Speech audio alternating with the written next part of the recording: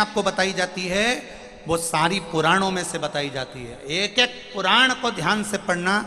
Gita press Gorakhpur की एक एक पुराण अपने घर के अंदर ले आओ। मत्स्य पुराण, कूर्म पुराण, वामन पुराण, बरहा पुराण, नारद पुराण, भविष्य पुराण, गर्ग संहिता, जितनी पुराण ला सकते हो एक एक पुराण घर में लाओ। उसको धीरे धीरे एक एक लाइन को आराम आराम से पढ़ो। जितनी धीरे धीरे पढ़ोगे उतना धीरे धीरे आपके अंदर उतरते जाएगा। दुनिया के लोगों ने कहा कि सियोर वाले महाराज ने श्री शिवाय नमस्तुभ्यम मन से मंत्र निकाल दिया, वो तो धन्यवाद दूंगा। लोगों ने जब इसका विरोध करा तब ब्राह्मणों ने, संतों ने, साधुओं ने, गुरुजन ने फिर इसको शिव महापुराण में पढ़ना प्रारंभ करा। जब शिव पुराण की विद्येश्वर संहिता में लिखा हुआ मिल गया कि श्री शिवाय नमस्तुभ्यम मंत्र को बोलने वाले का केवल मुख का दर्शन कर लो तो हजारों अश्वमेध यज्ञ का पुण्य फल प्राप्त हो जाता है, तब जाकर लोग उस श्री शिवाय नमस्तुभ्यम को छोड़े।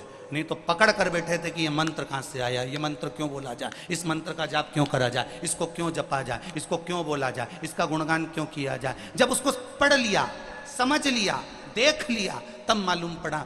एक एक चीज एक एक पुराण में से निकाल कर स्मरण करिए।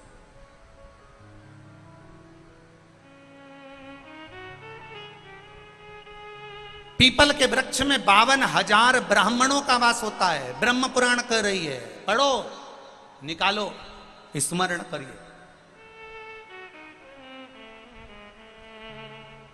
मछली को जल प्रिय है, पक्षी को वायु प्रिय है और मेरे महादेव को एक लोटा जल प्रिय है। शिव को कुछ नहीं चाहिए तुमसे, शंकर तुमसे कुछ नहीं चाहता, उसको चाहिए ही नहीं।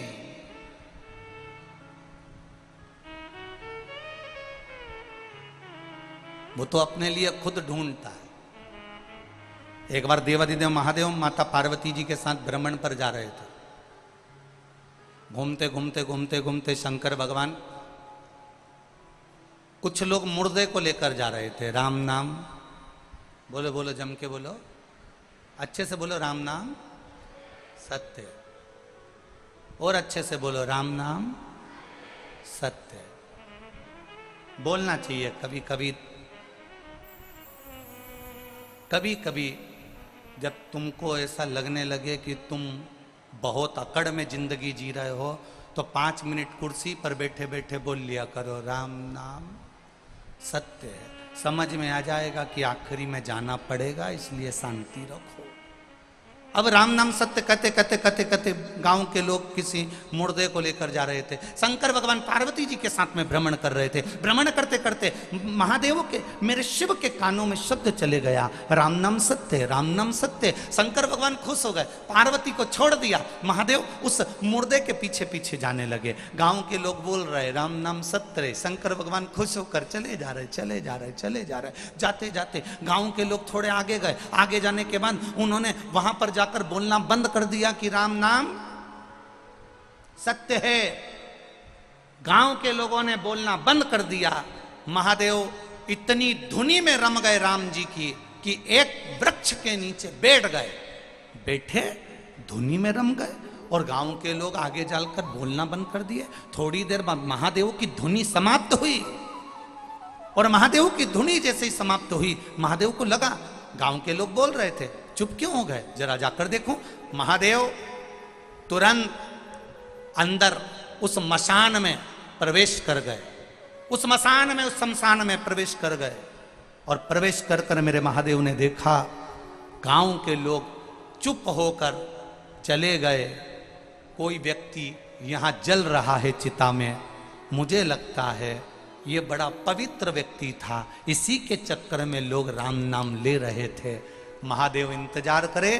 जैसे ही राख तैयार हुई, महादेव ने सोचा ये व्यक्ति भले चले गया परंतु इसकी भस्म, इसकी राख मेरे शरीर पर होना चाहिए। महाराज शिव जी ने उस मरे हुए जीव की राख को अपने शरीर पर धारण करा। कहाँ बैठकर धारण करा? मसान में बैठकर। राख का रा लिया और मसान का मा लिया, दोनों को मिला के क्या हो गया? जम के बोलो जरा, राम। राख का रा लिया और मसान का मा लिया, राख उठाकर मेरे महादेव ने अपने शरीर पर धारण करना प्रारंभ करा। पार्वती जी शिव जी को ढूंढ रही हैं, भोलेनाथ कहां गए।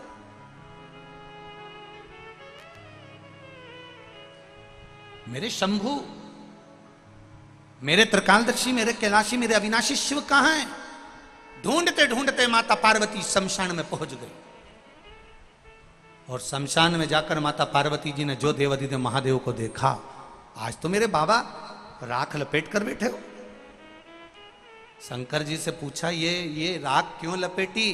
शंकर भगवान बोलते हैं ये राख नहीं है, इसके पीछे चलने वालों ने राम राम कहा था तो इसकी राख में भी राम समाया था, उस राम को मैंने तन पर लगाया था। ये राख नहीं, ये मेरा राम है जिसको मैंने तन पर लपेट कर बैठा है, तन पर रमाया है।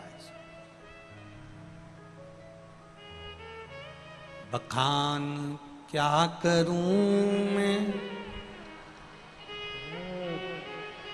ढेर का चपटी भभूत में है खजाना कुबेर का। बखान क्या करूं मैं राखों के ढेर का, चपटी भभूत में खजाना कुबेर का। हे गंगधार मुक्तिवार ओमकार तू, भोले ओमकार तू। आयो शरण तिहारी शंभु तार तार तू। तुम्हारे शरीर पर शमशान की राख लग जाती है तो घर पर आकर नहाते हो, और मेरे भोलेनाथ पर शमशान की राख चढ़ जाती है तो पैकेट में बंद होकर लाखों की बिक जाती है। ये महादेव है। उसके शरीर से लगा वो अमृत हो गया। शिवलिंग से राख लगी वो भस्म बन गई, शिवजी से राख लगी वो कुबेर का खजाना बन गई। जब एक राख भगवान शंकर के शिवलिंग को स्पर्श करती है, छूती है, तो वो करोड़ों की हो जाती है। और आप जब महादेव का स्पर्श करते हो तो संसार में आपकी भी कीमत बढ़ जाती है, आपकी भी कीमत।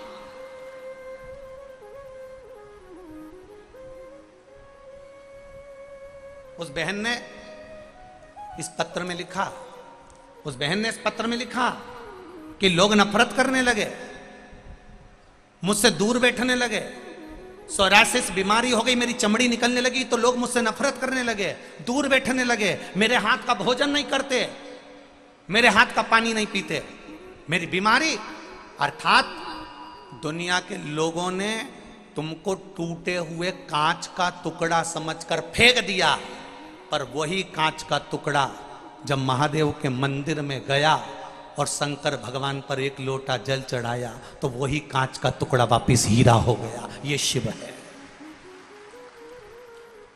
वो कांच का टुकड़ा दुनिया के लोगों ने उठाकर फेंक दिया, ये कांच का टुकड़ा है, इसको बीमारी हो गई, रोग हो गया, दूर हट गए, कांच का टुकड़ा समझने लगे। टूटा हुआ कांच का टुकड़ा, जो टूटा हुआ कांच के टुकड़ों को भी फेंक देते हैं, वो टूटा हुआ कांच का टुकड़ा भी अगर महादेव के चरणों में पहुंच जाता है, जो दुनिया में ठोकर खाया, दुनिया में धुतकारा गया हो, दुनिया ने उसको लात मारकर भगा दिया हो, वो महादेव के चरणों में गया है। और गए नरसिंह मेहता, जिनकी भाभी ने गाली दी, जिनके भाई ने गाली दी, जिनकी भाभी ताने मारकर निकाल दी, वो नरसिंह मेहता रात को रोते रोते अपनी बेटी नानी बाई को लेकर अगर कहीं गए, अपनी धर्म पत्नी माड़ी गौरी को लेकर कहीं गए तो शंकर जी के मंदिर में गए।